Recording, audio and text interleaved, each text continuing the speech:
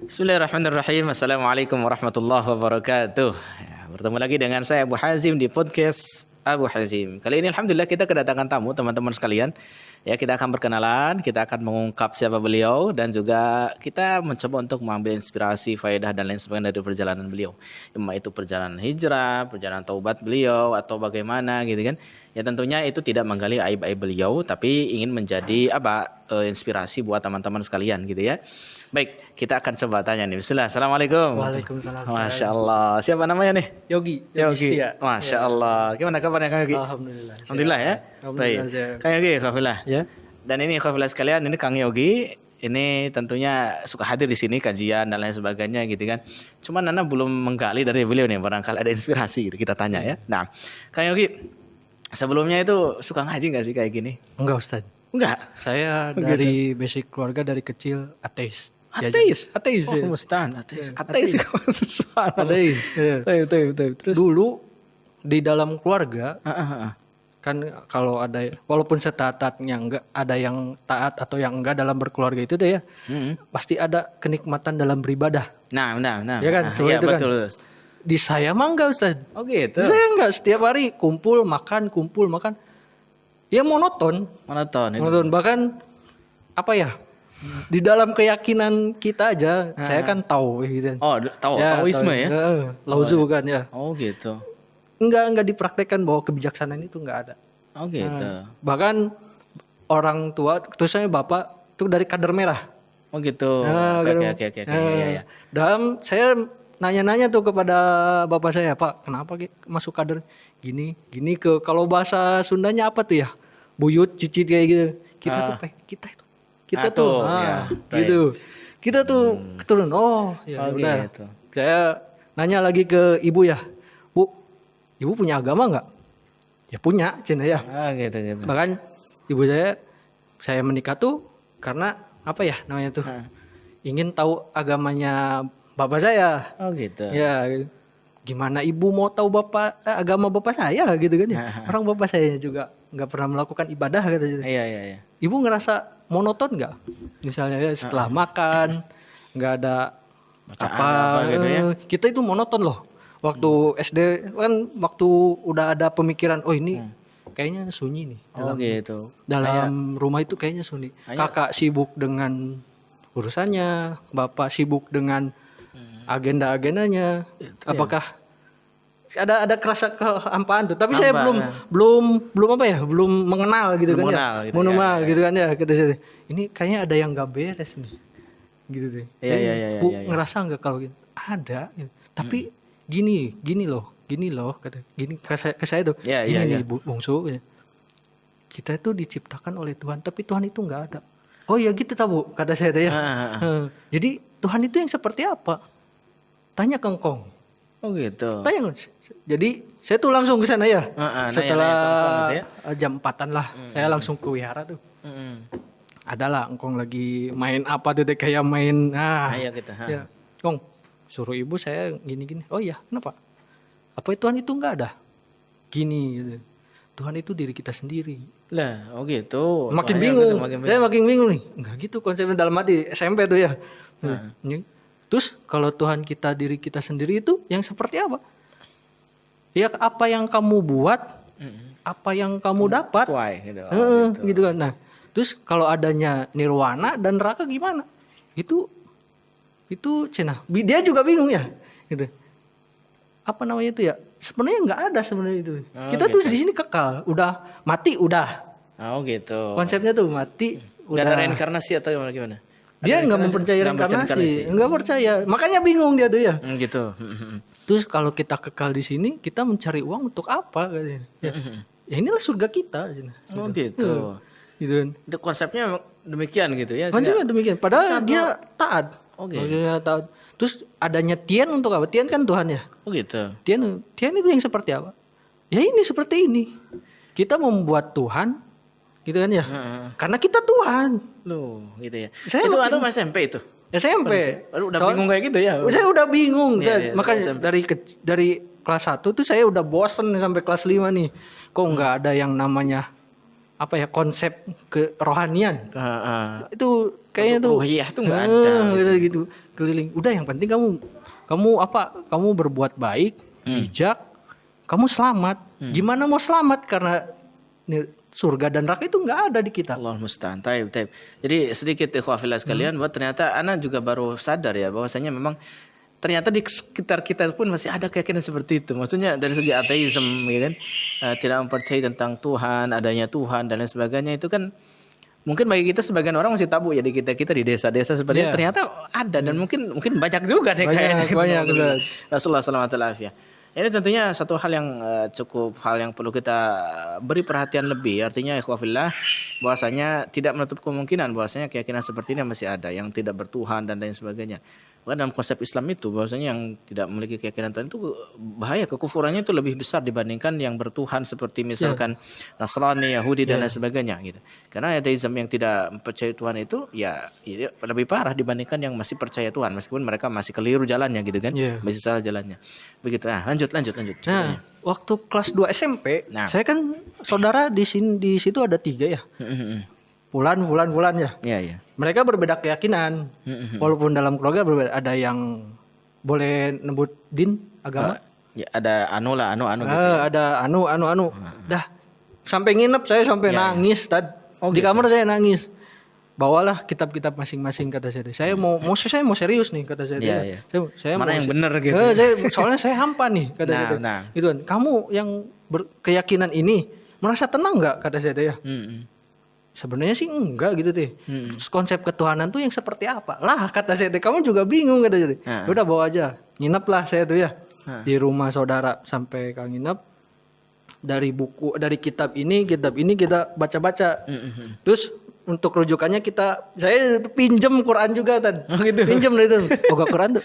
Sampai ke temen, mana maca Quran gitu kan. Waktu itu belum masuk Islam berarti. Belum, udah teman-teman udah tahuan. Saya dulu teman-teman taunya saya tuh apa ya, kritik terhadap agama, terkhususnya kepada agama Islam. Oh gitu. Saya pernah makanya saya ketika Ustadz mengolok-olok agama itu dosanya, saya terkadang terkadang saya suka nangis sendirian. Iya. Gitu. Udahlah, singkat cerita. Iya. Kita buka masing-masing, banyak kekeliruan. Nah. Terus kekeliruannya ya dia yang membuat, ya kan? Dalam kitabnya pun, di dalam kitab tauhid itu kita nggak boleh membuat lukisan dari apapun. Tuhan itu tidak berbentuk. Tapi kita ini melanggar loh. Gitu. Sampai ini saudara saya ini nggak gitu konsepnya aja ya. Nggak gitu. Lah ini bener. Tien kan nyuruh kita nih nggak boleh melukis, nggak boleh menggambar. Tuhan apalagi gitu. Tuhan itu tak nampak, tak bisa dirasakan, tapi ada. Di yang kitab yang satunya, ya kan, nabi besarnya tuh ya, dia menjalankan ibadah 5 waktu, subuh dia bangun. Ini semuanya Muslim loh, kata saya tadi. 2 ini Muslim kan, ini kan tauhid. Ya, yang ini melaksanakan syariatnya, itu kan di Alkitab di pasal-pasal berapa saya. Nah, ini yang lebih sempurna, kata ini yang masuk logika saya loh, kata saya tadi ya. Bagaimana Tuhan, walaupun kita ini kafir, walaupun kita ini sudah berbuat, dia masih menyeru kepada Tuhannya loh. Tuhan mana yang baik? Dan di kitab ini kita udah diponis nih, udah diponis, nggak ada yang namanya alam akhir, gitu kan, insya Allah. Udah didebat, udahlah, baik gini, udah kita masing-masing aja. Oh ya, udah, kata saya deh ya, kata saudara. Tapi saya masih belum ngambil yang jalan yang ini, masih mikir-mikir sampai ke kelas 3 SMP. Di situ saya benar-benar hampir bertengkar sama kakak saya. Oh gitu, gara-gara itu masalah keyakinan ya. Sampai kamu ngaji, kamu gini, udah kamu jangan ngaji. Basic keluarga kita emang gini. Kalau kamu ngaji, nanti kamu nggak akan dapat kenikmatan gitu. Oh gitu. Ya kalau mau masuk ini pasti kamu, contohnya dari kadar merah kita pasti di dalam kadar merah pasti kita dipupeje lah bahasa ininya gitu. Kalau kita tetap ikut ke sana. Gitu. Bahkan orang tua saya itu kepala ranting di situ. Oh gitu. Bahkan kegiatan sehari-harinya saya ini bukan muka aib ya. Dia tukang pukul dari kalangan Cina-Cina. Bapak saya kayak ini kata saya tuh. Makanya dari situ Ada sih keyakinan memang ateis gitu, orang tua atau segala macam. jadi saya waktu SD sampai SMP ikut pelajaran agama itu diam. Gitu. Karena saya ngomong ke guru, Padahal KTP Islaman tuh. KTP Islam. Makanya saya bingung. Ini KTP buat apa kata saya teh? Ini KTP buat apa kata saya teh? Iya. Makanya saya dari situ Di bingung. sana sholat nggak ada gitu ya. Saya sholat itu setelah lulus SMP Ustaz. Selalu selesai. Karena saya nyobalah gitu kan. Ketika saya sholat, ketika saya sujud, wah ini ada tenang nih kata saya. Kata saya tenang ini. Ketenangan itu bukan karena aroma, bukan karena bunyi-bunyian. Tapi ketika saya sholat, terus ketika membaca tentang apa perjalanan Nabi gitu kan, saya sempat meneteskan air mata. Bahkan Masya Allah, ketika apa ya namanya tuh membacakan surat Ar-Rahman itu ketika Tuhan itu baik loh. Ya, benar. Ketika itu Tuhan itu baik loh. Allah itu baik. Insya Allah. Iya. Saya pun ke diri saya sendiri merasa aneh kenapa gini. Gitu kan ya. Ya. Kenapa gini gitu kan. Jadi justru mendapatkan hidayah itu awalnya memang melalui Al-Quran gitu ya, berarti melalui Al-Quran kemudian ya gitu. Artinya memang di sini Allah SWT bukakan pintu hidayah buat antum dan tentunya ada perjuangan di sana kan, perjuangan gitu untuk mendapatkan itu atau tentunya ada tantangan besar yang antum hadapi ketika antum meyakini keyakinan Islam ini dengan benar gitu kan. Itu ada gimana tuh di keluarga ada apa? Khususnya terutama ya kakak saya sendiri lah. Sampai sekarang kakak saya nggak menganggap saya adik. Oh gitu. Sampai sempat dulu waktu mau nikah, kamu jangan nikah sama istri saya. Sampai nggak boleh. Kakak saya ada jodohnya. Tapi dia sama, dia tongki kalau kita mah Sunda, Cina. Oh gitu. Ini blasteran itu kan ada Cina kakak saya. Terus ya udah kalau kamu udah kamu jangan anggap saya. Udah pokoknya harta warisan udah dibagi, rumah udah masing-masing gitu kan ya. Gitu, Terus udah sekarang mah kita masing-masing aja. Semoga antum bersabarlah dengan hal tersebut. Ya, sampai gak mau berantem dengan ini. Semoga berikan hidayah lah. Dan saya mengokohkan hidayah di antum juga dan sebagainya. Taib. Nah itu ya. Jadi, sebelum mengenal sunnah nih, tentunya antum melakukan pengembaraan juga nih kayaknya. Pengembaraan di Islam ini kan banyak firqah-firqahnya. Gitu kan. Pengembaraan. Kira-kira bisa diceritakan nggak kira-kira? Saya ketika itu ingin belajar Islam tuh kayaknya salah lah kata saya. Oh gitu ya. Salah. Ketika ingin belajar, saya diajaknya kepada dakwah yang dari rumah ke rumah. Yang doktrin-doktrin kayak gitu ya. Doktrin itu. Saya sempat tuh belajar hampir 2-3 tahun Ustaz. Gitu. Bahkan saya sempat ke Bandung ketemu sama ya kayak juru yang pegang apanya tuh kunci surga tuh. Allah musta'an. Gitu. Itu memang masuk jamaatut takfir kali ya, yang mudah mengkafirkan kaum muslimin, mentauhidkan pemerintah, yang kayak gitu atau bahkan ya sampai hampir khawarij lah. Allah musta'an. Ketika ketemu saya langsung di situ saya protes dan ketemu sama atasan misalnya ya petingginya orang saya kan kritik ya, orangnya kritikus. Pas dia bilang temannya ini nih loh yang pegang kunci surga.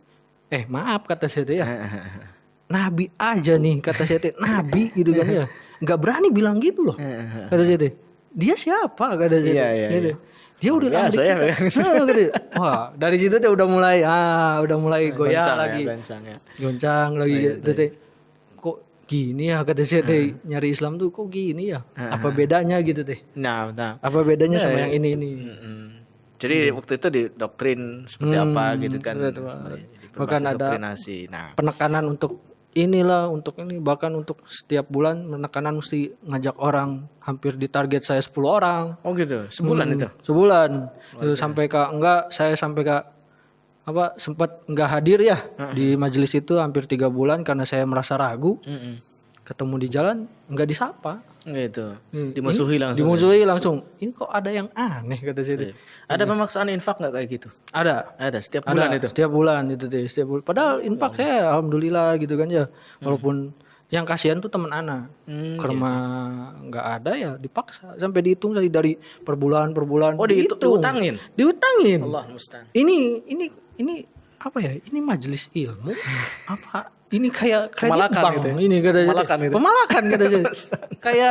kayak nyicil motor kata saya ya. Nah, dari situ saya udah mulai ragu, goncang, ragu gitu. Dikuatkan lagi ada yang ke rumah, ada yang ke rumah. Sampai saya menolak, maaf.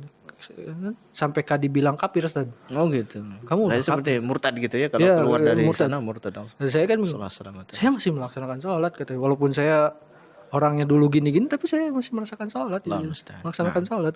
Dan ini Khafillah, ini jadi perhatian juga nih soalnya para pemuda-pemudi ini suka jadi sasaran ini ya. Kami bukan berarti apa namanya, tapi ini bentuk kasih sayang ya, kasih sayang mengingatkan pada kaum muslimin yang punya pemuda-pemudi, punya anak-anak dan sebagainya, ini jadi sasaran. Jadi sasaran daripada kelompok-kelompok sempalan yang mereka itu ingin mengkader, yang kemudian menjadi penerus-penerus fikrah mereka, pemikiran mereka, doktrinasi mereka dan sebagainya. Bahkan tidak sedikit ya pemikiran-pemikiran itu justru yang menjalankan orang-orang yang terekrut ini, yang mereka tidak tahu menau, yang mereka itu hanya tercuci otaknya, yang mengambil keuntungan adalah orang-orang besarnya mereka gitu kan. Dan yang seperti ini, wah ini berbahaya juga tentunya untuk stabilitas keamanan, politik, dan untuk juga Islam itu sendiri menjadi tercoreng-moreng. Karena dengan bibit-bibit radikalisme ya yang tidak sesuai dengan ajaran sunnah, ajaran Islam dan lain sebagainya itu berbahaya ya. Dan mudah untuk mengkafirkan kaum muslimin, menganggap mereka murtad, menganggap mereka sebagainya tanpa hak. Ini juga sangat berbahaya dan itu tentunya buat mereka sendiri pun berbahaya. Bukan karena bahaya di dunia saja tapi juga di akhirat. Nasallahu alaihi wasallam. Kan Nabi SAW kan mengancam ya tentang tipikal-tipikal seperti ini dengan sebutan khawarij apa segala macam. Ya ancamannya luar biasa loh. Ya jadi jangan terlalu mudah tergiur ya. Misalkan ada pengajian-pengajian dari rumah ke rumah tidak terbuka apa segala macam, ada doktrinasi-doktrinasi. Ini perlu kritis ya, perlu dipertanyakan dari mana asal usulnya, bagaimana sanad keilmuannya, dari mana dia belajar, itu perlu ditanyakan. Dan para orang tua perlu betul-betul perhatian akan hal tersebut. Jangan sampai anak-anaknya itu terekrut dan lain sebagainya. Dan juga yang kedua, sedikit informasi bagi teman-teman sekalian. Ini bukan berarti menuduh rumah-rumah tahfidz atau menuduh lembaga-lembaga dan sebagainya. Sekarang mereka sudah mulai bergerak dengan hal tersebut ya, membikin rumah-rumah tahfidz, lembaga-lembaga untuk pendidikan anak-anak dalam rangka pengkaderan nantinya. Itu kalau silakan saja cek data-datanya, silakan seperti itu, banyak yang melakukan demikian sekarang. Udah mulai berbajukan apa gitu ya supaya diterima masyarakat, lantas kemudian setelah diterima masyarakat mereka melancarkan makarnya gitu. Naudzubillahi min dzalik. Makanya berhati-hati akan tersebut ya. Udah bikin lembaga-lembaga gitu ya, seakan-akan pro dengan pemerintah, padahal sebenarnya mereka di balik itu suka menjelek-jelekan, mentauhidkan, mengkafirkan pemerintahan dan lain sebagainya, bahkan kaum muslimin seperti itu. Maka perlu hati-hati. Sekali lagi saya ingatkan hati-hati. Banyak korbannya, banyak yang lapor ke kami saja udah banyak gitu. Apalagi mungkin kalau di data akan banyak sekali gitu. Ya. Nah, lanjut. Nah, mulai mengenal sunnah nih. Mulai mengenal jalannya Nabi, para salafus saleh gitu kan. Seperti itu. Apakah melalui kajian, apakah melalui video ustadz, salah seorang ustadz, atau melalui teman, ajakan teman dan sebagainya, kira-kira atau dari mana nih antum? Awalnya sih dari YouTube sih. YouTube. YouTube penting juga ternyata YouTube ya. Silakan. Siapa? Piranda sama Reza Basalama. Oh Masya Allah, Ustadz Firanda. Dia tuh Barakallahu fi. Ketika saya itu tauhid, terus dia dakwah tauhid. Nggak ada yang misalnya teh yang maaf ini mah yang di luar-luar terus mengadakan acara-acara di luar. Ya memang murni gitu kan ya. Murni betul. Dari nabi kita seperti itu ya, seperti itu. Terus saya ketemu teman. Ketemu teman di futsal. Oh gitu. Ketemu teman di futsal. Dan sering bertanya gitu kan. Saya mau kajian, kata saya di mana yang kajian sunnah. Terus ketemu dua sahabat saya. Oh ada katanya gitu ya. Terus sempat menolak juga ke sini tadi. Saya takutnya sempalan juga kata saya ya. Waduh kata saya. Soalnya mayoritas kebanyakan di sini juga banyak. Oh, gitu. Saya tahu dari sini udah hampir semua saya tahu gitu kan. Ini mantan-mantan mereka juga tahu kata saya. Wah, besi kata saya itu ya. Perasaan di sana juga banyak kan. Udah enggak. Sampai yang ketiga kalinya. Ya udahlah yuk ikut nyoba kata saya. Ternyata Masya Allah, oh ini bener loh kata saya. Masya Allah, alhamdulillah. Ini bener kata saya. Dan saya terkhususnya pesan kepada teman-teman, nikmat loh. Mengenal sunnah itu nikmat. Masya Allah, ini pesan nikmat sekali. Gitu kan ya. Ketika kita punya Tuhan, begitu sayang kepada kita. Bahkan Nabi yang jauh dari bertahun-tahun berabad-abad merindukan kita yang Ya, bukan Masya siapa-siapa Allah, Masya gitu kan Allah, ya. Masya Allah. Kata saya itu, din yang mana yang seperti ini? Nah, Gitu. Masya Allah, Masya Nah, Allah. saya terkadang setiap malam saya jujur ya, saya sering nangis. Ya. Nangis ketika melihat ke belakang Nah, gitu kondisi kan ya. belakang Kondisi itu ke teringat, belakang. Waduh, Masya kata Allah, saya itu ya. sebelum mendapatkan hidayah ya. Setelah Hmm. mendapatkan hidayah tentunya antum merasa sakinah, hati antum tenang, Alhamdulillah, tentram, alhamdulillah ya. alhamdulillah. Mengenal Bahkan- sunnah, Masya Allah. Apa ya? Apalagi saya tadi kaget ya ketika saya bertanya, kenapa nih Tad? Ketika saya ingin mendoakan orang tua saya, kenapa nggak boleh nih? Nah. Gitu kan? Apakah memang dari sananya kita itu nggak boleh mendoakan kedua orang tua saya? Ya, taib. Jadi sebenarnya bukan karena itu ya, bukan karena itu. Kita disuruh benar-benar berbakti kepada orang tua baik ketika hidup maupun setelah meninggal. Akan tapi di sana ada benang pembatas antara keimanan dengan kekafiran gitu.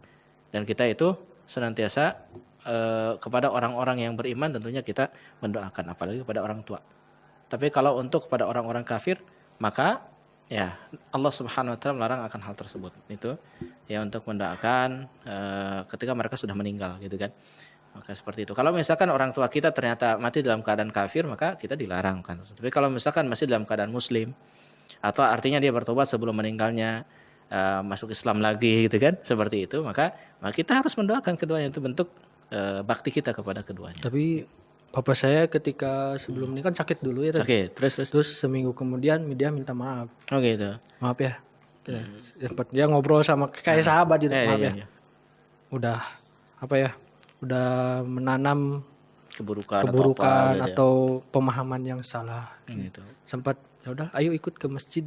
Bapak pengen ikut ke masjid. Masya Allah. Jadi Disuruh sempat seminggu. taubat ya. Sempat seminggu itu. Tad. Alhamdulillah. Seminggu, tapi ya kok kambuh lagi meninggal. Kalau ibu susah. Gitu, muslim. Makanya saya Tapi keduanya udah meninggal ini. udah meninggal. Udah meninggal.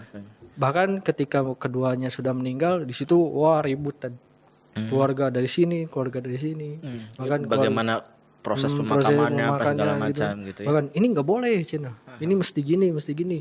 Saya anaknya saya yang lebih berhak katanya. Bahkan kakak saya juga sampai saya hampir berantem di depan jenazah yang ibu lain saya. gaza.